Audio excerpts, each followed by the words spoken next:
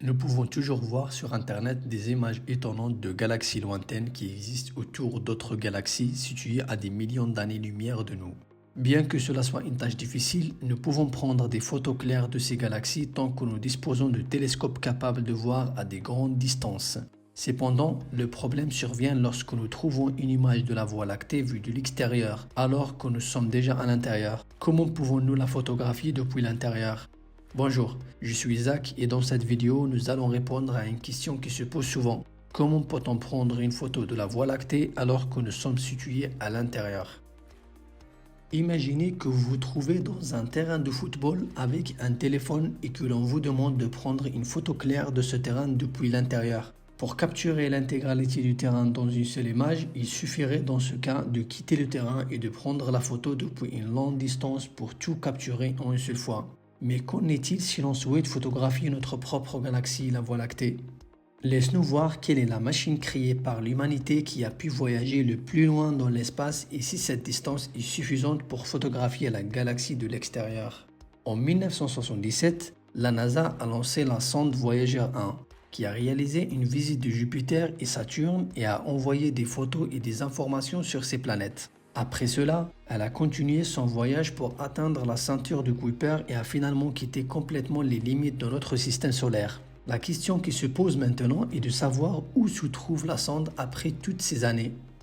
Après 45 ans, Voyager 1 a parcouru environ 23 milliards de kilomètres, ce qui peut sembler une distance considérable. Cependant, est-ce suffisant pour photographier notre galaxie, la Voie lactée, de l'extérieur? La réponse est non. En effet, la Voie lactée s'étend sur au moins 100 000 années-lumière de diamètre. Pour visualiser cette distance, nous devons d'abord standardiser notre unité de mesure. Une année-lumière équivaut à environ 9,5 billions de kilomètres. Avec un simple calcul, nous constatons que les 23 milliards de kilomètres parcourus par Voyager 1 depuis son lancement ne représentent que 21 années-lumière. Pour parcourir une seule année-lumière, il faudrait environ 18 771 ans. Cela signifie que nous ne pourrons en aucun cas photographier notre galaxie de l'extérieur, étant donné la distance énorme à parcourir. Prenons l'exemple du stade que nous avons vu précédemment.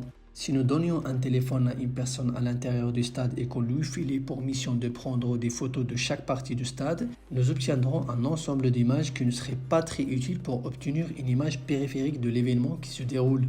Mais si nous donnions un appareil photo professionnel à cette personne et lui demandions de prendre aussi même photo avec la méthode de découpage, en prenant des clichés distincts de chaque partie du stade depuis sa place, nous pourrions ensuite assembler toutes ces images pour obtenir une vue d'ensemble du stade. Cette méthode produit une vue périphérique de l'endroit qui l'entoure et ressemble presque à une photo prise de l'extérieur du stade. C'est ainsi que les astronomes photographient notre galaxie, la Voie lactée. En gros, cette méthode de découpage a permis aux scientifiques de photographier notre galaxie et de la comprendre avec une certaine précision. Cette approche n'a pas été inventée par les astronomes modernes, mais elle a été utilisée par de nombreux savants. Aujourd'hui, les progrès technologiques continuent d'améliorer cette méthode en aidant les astronomes à capturer les images les plus précises de notre univers. À l'époque, les gens observaient un phénomène étrange apparaissant dans le ciel, constitué d'un énorme bras qui divisait la voûte céleste en deux parties, chacune contenant d'immenses amas de couleurs. À cette époque, les observateurs ne savaient pas exactement ce qui était ce phénomène, ni même le nom de cet objet céleste. Aujourd'hui, il est connu sous le nom de la Voie lactée, et nous pouvons encore l'observer dans un ciel sombre, loin de la pollution lumineuse. Au fil de l'histoire, les astronomes ont enregistré leurs observations du ciel et ont cartographié les étoiles et leur emplacement. L'un des documents les plus célèbres montrant des cartes des étoiles et leur position a été écrite par l'astronome Claudius dans son livre intitulé Almagest, rédigé alors qu'il vivait en Égypte à Alexandrie. Bien que les perceptions de Claudius n'étaient pas tout à fait exactes, ces cartes sont devenues une référence importante pour les astronomes pendant des siècles.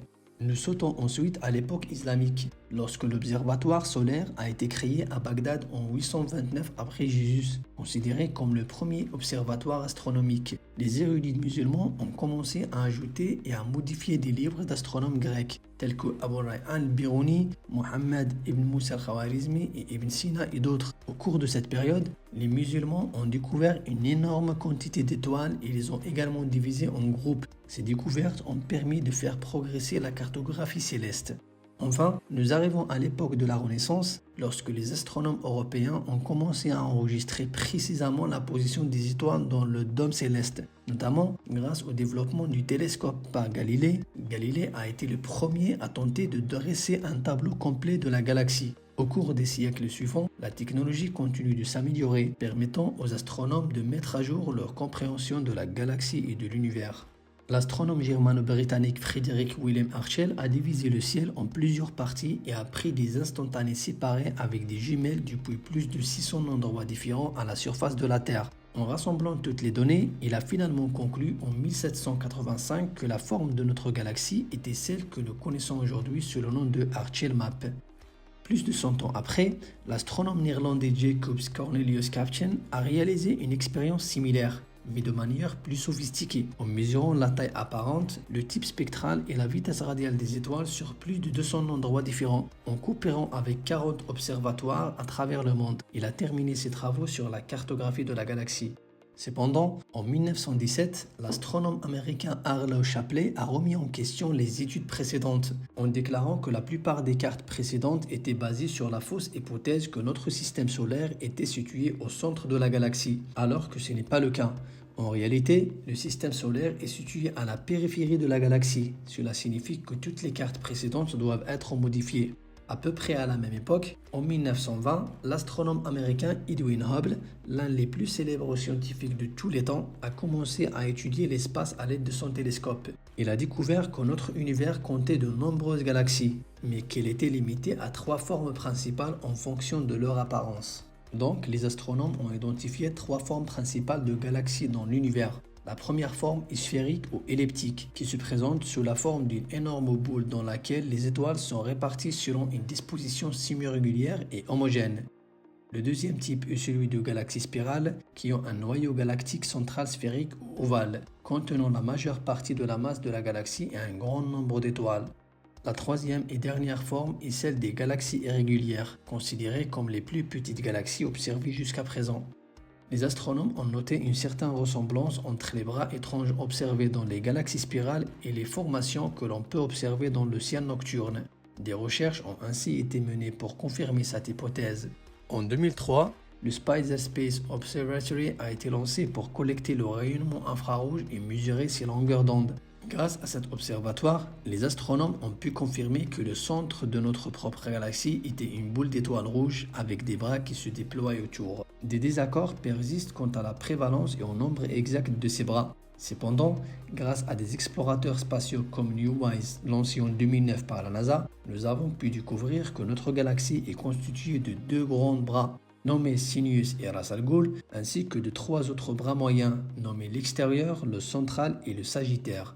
Il y a également un petit bras qui part du bras du sagittaire et qui est très puissant. Le dernier de ces bras est celui qui abrite notre propre système solaire. Bien que notre compréhension de la structure de la galaxie continue de s'affiner à l'aide des données collectées au fil des siècles, il est important de noter que notre image actuelle n'est pas nécessairement précise à 100%. Nous sommes arrivés à la fin de ce sujet et je suis vraiment reconnaissant envers tous ceux qui ont suivi cet épisode jusqu'au bout. Nous espérons que cela a été instructif et intéressant pour vous. Si vous avez des questions qui vous embrouillent, n'hésitez pas à les poser dans les commentaires sous cette vidéo. Je vous remercie encore une fois pour votre temps et je vous dis à bientôt.